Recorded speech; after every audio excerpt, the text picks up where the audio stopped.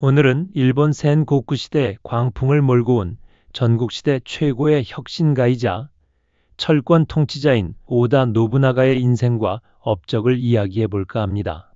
오다 노부나가는 일본 전국시대를 사실상 종식시키고 천하 통일의 기반을 마련한 인물입니다. 도요토미 히데요시, 도쿠가와 이에야스와 함께 일본 3대 통일자로 불리는 노부나가는 48년간의 짧은 생애 동안 전국시대의 판도를 완전히 뒤바꿔 놓았습니다. 그는 혁신적인 전술과 과감한 개혁으로 일본 역사의 흐름을 바꾼 인물이었죠. 노부나가는 1534년 오와리국에서 오다 노부히데의 아들로 태어났습니다. 그의 아버지 노부히데는 오와리의 호랑이라 불리던 유력한 무장이었지만 오다 가문은 원래 가신에 불과한 낮은 신분이었죠. 오다 가문은 오와리국 슈고인 시바 가문을 섬기는 오다 야마토노카미 가문의 가신이었는데 노부나가의 집안은 그 가신 가문의 분가였던 것입니다. 즉 철저한 하급 무사 집안 출신이었다는 말이죠. 어린 시절 노부나가는 기상천외한 행동으로 주변 사람들을 당황하게 만들었습니다. 그는 상식을 벗어난 괴이한 행동거지로 오와리의 멍청이라고 불렸습니다. 머리를 반쯤 깎고 알록달록한 옷을 입고 다니며 길거리에서 떡을 먹고 다녔죠. 심지어 한 번은 본가인 오다 야마토노카미 가문의 성인 기요스성 밑거리에 불을 놓아 집안 전체에 파문을 일으키기도 했습니다. 하지만 이러한 괴짜 같은 모습 뒤에는 예리한 통찰력이 숨어 있었습니다. 노부나가는 당시 일본에 처음 전해진 조총에 깊은 관심을 가졌습니다. 또한 자신의 신분에 상관없이 농민들과 곧잘 어울리며 제야 세력과도 친분을 쌓는 등 통치자로서의 싹을 보이기도 했죠. 1547년 노부나가는 13세의 나이로 성인식을 치르고 정식으로 오다 카즈사노스케 노부나가라는 이름을 받았습니다. 그리고 2년 후인 1548년에는 적대 관계였던 미노의 다이묘 사이토 도산의 딸 키초와 정략 결혼을 했죠. 이 키초가 훗날 유명한 노히메입니다. 여기서부터 노부나가의 본격적인 인생이 시작됩니다. 1551년 노부나가가 18세가 되던 해 아버지 오다 노부히데가 갑자기 세상을 떠났습니다. 노부나가는 어린 나이로 오다 가문을 계승했지만 첫 위기를 맞이하게 되죠. 충격적인 사건이 벌어졌습니다. 아버지의 장례식에서 노부나가는 평상복 차림으로 나타나 향을 한 움큼 쥐어들고 아버지의 영전에 그대로 던져버렸습니다. 노부나가는 평소 기행으로 인해 오와리의 바보라고 불리며 가신들의 불신을 사고 있었고 일부 가신들은 그의 동생 오다 노부유키를 옹립하려 했습니다. 장례식에서의 이런 파격적인 행동은 전통과 권위에 얽매이지 않는 자신의 강력한 의지를 보여주고 혼란스러운 상황에서 오다 가문의 새로운 당주로서 기선을 제압하려는 의도였다고 추측됩니다. 하지만 이 사건으로 중신 히라테 마사히데가 책임을 지고 할복을 하게 되고 평소 노부나가를 마음에 들어하지 않던 가신들은 반란을 일으켰습니다.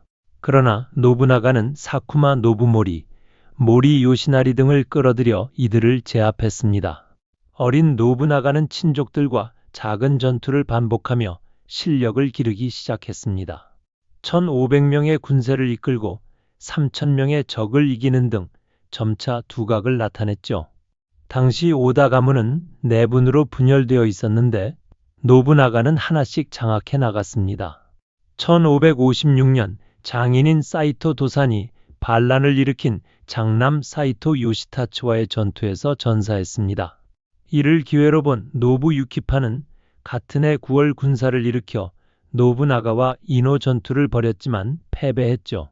어머니 도타고젠의 중재로 노부유키와 카치예 등은 사면되었습니다. 그러나 이듬해인 1557년 노부유키가 다시 모반을 꾀했습니다. 이번에는 카치예의 밀고로 모반이 발각되었고 노부유키는 살해당했습니다. 이렇게 노부나가는 가문 내부의 반대 세력을 모두 제거하고 오와리국을 완전히 장악했죠. 여기서부터 노부나가의 전국 제패가 본격적으로 시작됩니다. 1560년 이마가와 요시모토가 25,000명의 대군을 이끌고 오와리로 쳐들어왔습니다. 당시 이마가와 요시모토는 도카이도 제1의 명궁으로 불리던 강력한 다이묘였죠. 그는 스루가, 도토미, 미카와 세계국을 지배하며 교토로 상경하려던 참이었습니다. 반면 노부나가의 오다 가문은 고작 5,000명 정도의 병력밖에 동원할 수 없었습니다. 게다가 사방이 적 영지로 둘러싸여 있어 병력을 제대로 집중시키기도 어려운 상황이었죠. 누가 봐도 오다 가문의 멸망은 시간 문제였습니다. 그러나 운명의 장난인지 노부나가의 천재성인지 역사적인 반전이 일어났습니다. 1560년 6월 12일 오케하자마 전투가 벌어진 것이죠. 이마가와 요시모토는 오다 측의 성들을 하나씩 함락시키며 여유롭게 진군했습니다. 승리를 확신한 요시모토는 오케하자마에서 휴식을 취하고 있었죠. 당시 노부나가는 기요스성에서 전황을 듣고 있었습니다. 절망적인 상황에서 노부나가는 아츠모리라는 노래를 불렀습니다. 인간의 수명 50년은 천하에 비하면 꿈과 같은 미약한 것이라는 가사였죠. 이는 죽음을 각오한 출진이었습니다. 그날 오후 갑자기 폭우가 쏟아졌습니다. 노부나가는 불과 2,000여 명의 결사대를 이끌고 이마가와 본진을 기습했습니다. 폭우로 시야가 가려진 상황에서 휴식을 취하던 이마가 와군은 완전히 혼란에 빠졌죠. 오다군은 직접 이마가와 요시모토의 본진으로 돌격했습니다. 치열한 전투가 벌어졌습니다. 200여 명의 호위병이 요시모토를 필사적으로 보호했지만 오다군의 파상 공격을 막아내지 못했습니다. 노부나가 본인도 말에서 내려 직접 창을 휘두르며 적을 찔러 죽였죠. 결국 오다 측 무장 하토리 고에이타가 요시모토에게 달려들었으나 요시모토의 검에 허벅지를 베어 쓰러졌습니다. 이후 모리 신스케가 요시모토를 창으로 찔러 쓰러뜨린 뒤 목을 베었습니다. 대장을 잃은 이마가 와군은 완전히 무너졌습니다. 오케하자마는 계곡과 늪지대가 많은 험한 지형이었기 때문에 이마가 와군은 도주하다가 늪에 빠지거나 추격당해 죽었죠. 이 전투는 단 15분 만에 끝났다고 전해집니다. 오케하자마 전투의 승리로 노부나가는 일약 전국의 이름을 떨치게 되었습니다. 더욱이 이 전투를 통해 노부나가는 2명의 중요한 인재를 얻게 되었죠. 한 명은 당시 이마가와의 볼모로 있다가 독립한 마스다이라 모토야스, 즉 훗날의 도쿠가와 이에야스였습니다. 노부나가는 이에야스와 동맹을 맺었고 이 동맹은 노부나가가 죽을 때까지 지속되었습니다. 또 한 명은 키노시타 도키치로라는 하급 무사였습니다. 그가 바로 나중에 노부나가의 뒤를 이어 천하를 통일하는 도요토미 히데요시였죠. 히데요시는 원래 농민 출신이었지만 뛰어난 재치와 능력으로 노부나가의 신임을 얻었습니다. 노부나가가 한겨울에 외출할 때 히데요시는 주군의 신발을 품 안에 넣어 따뜻하게 데워주는 등 충성심을 보였다고 전해집니다. 오케하자마 전투 이후 노부나가는 본격적으로 세력을 확장하기 시작했습니다. 그는 미노국의 사이토 가문을 공략하여 1567년 마침내 이나바야 마성을 함락시켰습니다. 노부나가는 이 성을 기우성으로 개명하고 거점으로 삼았죠. 1568년 노부나가는 무로마치 막부의 장군 후보였던 아시카가 요시아키를 받들고 교토로 상경했습니다. 이로써 노부나가는 명분을 얻게 되었죠. 요시아키는 제15대 쇼군에 취임했고 노부나가는 쇼군의 후견인이 되었습니다.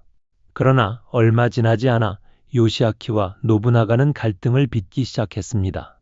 요시아키는 자신이 노부나가의 꼭두각시라는 사실을 깨닫고 각지의 다이묘들에게 비밀 서신을 보내 노부나가 포위망을 구축했습니다. 가이의 다케다 신겐, 에치젠의 아사쿠라 요시카게, 오미의 아자이 나가마사, 세스의 혼간지, 주고쿠의 모리 가문 등이 일제히 노부나가에게 맞섰죠. 특히 다케다 신겐의 위협은 치명적이었습니다. 1572년 신겐은 27,000명의 대군을 이끌고 노부나가의 동맹인 도쿠가와 이에야스를 공격했습니다. 미카타가 하라 전투에서 이에야스는 참패를 당했고 공포에 질려 말 위에서 대소변을 보았다는 이야기까지 전해집니다. 다케다 신겐은 파죽지세로 진격하며 노부나가의 영지로 향했습니다. 이대로라면 오다 가문은 멸망할 상황이었죠. 그러나 운명의 여신은 다시 노부나가 편에 섰습니다. 1573년 진격 중이던 다케다 신겐이 갑자기 병으로 사망한 것입니다. 신겐의 죽음으로 다케다군은 철수했고 노부나가는 위기에서 벗어났습니다. 노부나가는 즉시 반격에 나섰습니다. 1573년 아시카가 요시아키를 교토에서 추방하여 무로마치 막부를 사실상 멸망시켰습니다. 또한 아사쿠라 요시카게를 자살로 몰아넣고 아자이 나가마사도 멸문시켰죠. 노부나가는 적들의 해골로 술잔을 만들어 부하들과 술을 마셨다고 전해집니다. 여기서 노부나가의 잔혹한 면모가 드러나기 시작합니다. 노부나가의 가장 큰 장애물은 불교 세력이었습니다. 당시 일본의 불교 사찰들은 막강한 군사력과 경제력을 보유하고 있었죠. 특히 이코이키라 불리는 정토진종 신도들은 각지에서 봉기를 일으켜 다이묘들을 위협했습니다. 1571년 노부나가는 히에이산의 엔야쿠지 사찰을 공격했습니다. 엔야쿠지는 천태종의 본산으로 수백 년의 역사를 자랑하는 권위 있는 사찰이었죠. 그러나 노부나가는 전혀 개의치 않았습니다. 그는 산을 포위하고 불을 질렀습니다. 학살이 자행되었습니다. 노부나가는 승려는 물론 여자와 아이를 가리지 않고 모두 죽이라고 명령했습니다. 3,000동이 넘는 건물이 불탔고 수만 명이 학살당했죠. 이 사건은 일본 전역에 충격을 주었습니다. 노부나가는 신이나 부처도 두려워하지 않는 제6천마왕이라 불리게 되었습니다. 1574년에는 2세 나가시마의 이코이키를 진압했습니다. 노부나가는 신도들이 농성하던 성을 완전히 포위하고 불을 질렀습니다. 2만 명이 넘는 사람들이 화염 속에서 죽었죠. 또한 1581년에는 닌자의 고향인 이가국을 초토화시켰습니다. 노부나가의 잔혹함은 공포정치로 이어졌습니다. 그는 적대 세력은 물론 반항하는 자들을 철저히 응징했죠. 그러나 이러한 공포정치 덕분에 노부나가는 빠르게 세력을 확대할 수 있었습니다. 1575년 노부나가는 다케다 신겐의 아들 다케다 카치요리와 맞붙게 되었습니다. 나가시노 전투가 벌어진 것이죠.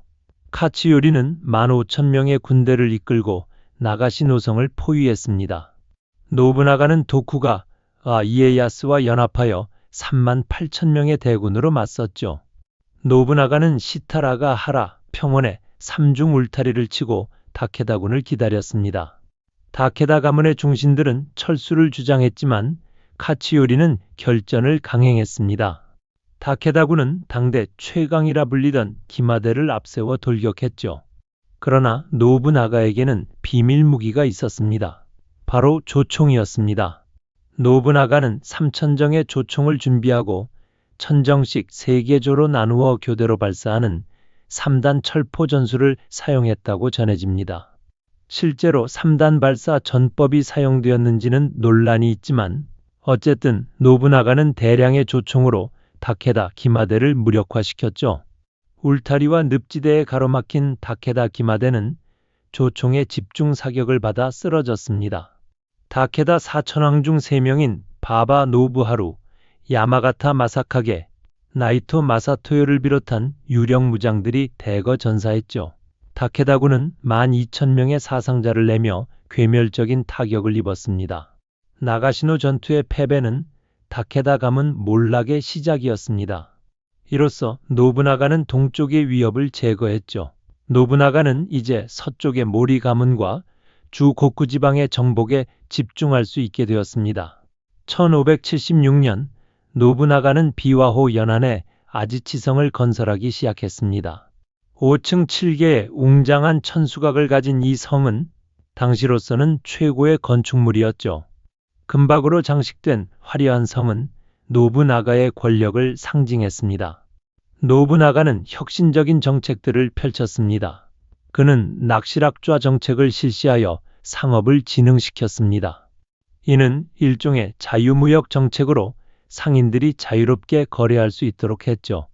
또한 관소를 철폐하여 물류를 원활하게 만들었습니다. 노부나가는 출신 성분과 관계없이 인재를 등용했습니다. 농민 출신 히데요시가 대표적인 예죠. 그는 능력만 있다면 누구든 중용했습니다. 이는 당시로서는 파격적인 일이었습니다. 또한 노부나가는 서양 문물을 적극적으로 받아들였습니다. 그는 예수의 선교사들을 환대하고 크리스트교를 보호했습니다. 이는 불교 세력을 견제하기 위한 정치적 계산도 있었지만 서양 문물에 대한 진정한 관심도 있었죠. 노부나가는 루이스 프로이스 같은 선교사들과 자주 만나 서양 문화에 대해 토론했습니다. 1582년 노부나가는 천하 통일을 눈앞에 두고 있었습니다. 주고쿠 지방의 모리 가문만 굴복시키면 되는 상황이었죠. 히데요시가 비추 다카마스성을 포위하며 모리 가문을 압박하고 있었습니다. 노부나가는 히데요시를 지원하기 위해 교토로 향했습니다. 그리고 운명의 날이 찾아왔습니다. 1582년 6월 2일 노부나가는 교토의 혼노지에 머물고 있었습니다. 불과 100여 명의 호위병만 데리고 있었죠. 노부나가는 히데요시를 지원하기 전 잠시 휴식을 취하고 있었습니다. 그날 새벽 아케치 미스히데가 13,000명의 군대를 이끌고 혼노지를 포위했습니다. 미스히데는 노부나가의 최측근 가신 중 한 명으로 지모와 무예가 뛰어난 인물이었죠. 그는 히데요시를 지원하라는 명령을 받고 출진했다가 갑자기 군대를 돌려 노부나가를 공격한 것입니다. 잠에서 깬 노부나가는 포위당한 상황을 깨닫고 어쩔 도리가 없다고 말했습니다. 그는 활을 들고 적들에게 맞섰습니다. 활이 끊어지자 창을 잡고 계속 싸웠죠. 노부나가는 직접 적들을 베며 최후까지 항전했습니다. 그러나 적의 숫자는 압도적이었습니다. 심한 부상을 입은 노부나가는 싸움을 포기하고 안쪽으로 들어갔습니다. 그는 모리 란마루에게 불을 지르게 한 뒤 화염 속으로 뛰어들어 자결했습니다. 49세의 나이였습니다. 노부나가의 장남 오다 노부타다도 니조성에서 항전하다가 자결했습니다. 아케치군은 노부나가의 시신을 찾기 위해 불탄 잔해를 뒤졌지만 끝내 찾지 못했죠. 노부나가의 시신은 오늘날까지도 발견되지 않았습니다. 혼노지의 변은 일본사 최대의 미스터리로 남아 있습니다. 아케치 미스히데가 왜 갑자기 모반을 일으켰는지 그 이유는 명확하지 않습니다. 노부나가에게 원한을 품었다는 설, 야망을 품었다는 설, 다른 흑막이 있었다는 설 등 다양한 이론이 있지만 정설은 없죠. 일설에는 노부나가가 미스히데를 공개적으로 모욕했다고 합니다. 도쿠가와 이에야스의 접대를 맡았던 미스히데가 상한 생선을 냈다는 이유로 해임당하고 망신을 당했다는 것이죠. 또한 노부나가가 미스히데를 사람들 앞에서 피가 나도록 구타했다는 이야기도 있습니다. 어떤 이는 히데요시가 배후에 있었다고 주장합니다. 혼노지의 변 소식을 듣고 히데요시는 불과 11일 만에 모리 가문과 강화를 맺고 군대를 돌려 미스히데를 격파했습니다. 이렇게 빠른 대응이 가능했던 것은 사전에 알고 있었기 때문이 아니냐는 것이죠. 어쨌든 미스히데는 불과 13일 만에 히데요시에게 패배했습니다. 야마자키 전투에서 패한 미스히데는 도주하던 중 농민들에게 붙잡혀 죽었다고 전해집니다. 그렇게 3일 천하는 막을 내렸죠. 노부나가의 죽음 이후 히데요시가 권력을 장악했습니다. 히데요시는 노부나가의 뒤를 이어 1591년 일본 통일을 완성했습니다. 그리고 히데요시의 뒤를 이은 도쿠가와 이에야스가 1603년에도 막부를 열어 통일을 공고히 했죠. 오다 노부나가는 천하 통일을 눈앞에 두고 허망하게 죽었지만 그가 이룬 업적은 일본 역사를 완전히 바꿔놓았습니다. 그는 전통적인 권위와 관습을 무시하고 오직 실력만을 중시했습니다. 조총과 같은 신무기를 적극 도입하고 능력 위주의 인재 등용을 실시했죠. 노부나가의 혁신적인 정책들은 일본이 중세에서 근세로 넘어가는데 결정적인 역할을 했습니다. 낙실학 좌정책으로 상업이 발전했고 출신보다 능력을 중시하는 풍조가 자리 잡았습니다. 또한 서양 문물을 받아들여 일본의 시야를 넓혔죠. 물론 노부나가의 잔혹함도 무시할 수 없습니다. 그는 적대 세력을 가차없이 학살했고 공포로 다스렸습니다. 엔야쿠지 학살, 나가시마 학살, 이가 초토화 등 그의 잔악 행위는 수만 명의 목숨을 앗아갔죠. 그러나 이러한 공포 정치가 없었다면 노부나가는 빠르게 천하를 평정할 수 없었을 것입니다. 당시 일본은 100년이 넘는 전란으로 혼란에 빠져 있었습니다. 강력한 힘으로 질서를 세우지 않으면 통일은 불가능했죠. 노부나가는 오와리의 멍청이에서 시작하여 천하인의 자리까지 오른 입지전적 인물입니다. 그의 생애는 혁신과 도전의 연속이었습니다. 상식을 깨고 기존 권위에 도전하며 새로운 시대를 열었죠. 만약 혼노지의 변이 없었다면 일본 역사는 어떻게 바뀌었을까요? 노부나가가 통일을 완성했다면 히데요시의 조선 침략도 없었을지 모릅니다. 역사의 가정은 없지만 노부나가의 허망한 죽음은 동아시아 역사에 큰 영향을 미쳤습니다. 오다 노부나가는 일본인들이 가장 좋아하는 역사 인물 중 한 명입니다. 그의 파격적인 행보와 비극적인 최후는 수많은 소설과 영화, 드라마, 게임의 소재가 되었죠. 그는 배신당한 비운의 영웅으로 기억됩니다. 노부나가는 이렇게 말했다고 전해집니다. 울지 않으면 죽여버리겠다 두견새야. 이 말은 노부나가의 성격을 잘 보여줍니다. 냉혹하고 결단력 있으며 타협하지 않는 성격이었죠. 반면 히데요시는 울지 않으면 울게 하겠다고 했고 이에야스는 울 때까지 기다리겠다고 했습니다. 세 사람의 성격 차이가 일본 통일의 과정을 잘 보여줍니다. 노부나가가 힘으로 길을 열었고 히데요시가 꾀로 완성했으며 이에야스가 인내로 지켰던 것이죠. 센고쿠 시대에 광풍을 몰고 온 혁명가 오다 노부나가. 오늘의 이야기는 여기까지입니다. 끝까지 시청해주신 여러분께 진심으로 감사드립니다. 구독과 좋아요는 더 좋은 역사 콘텐츠를 만드는 큰 힘이 됩니다.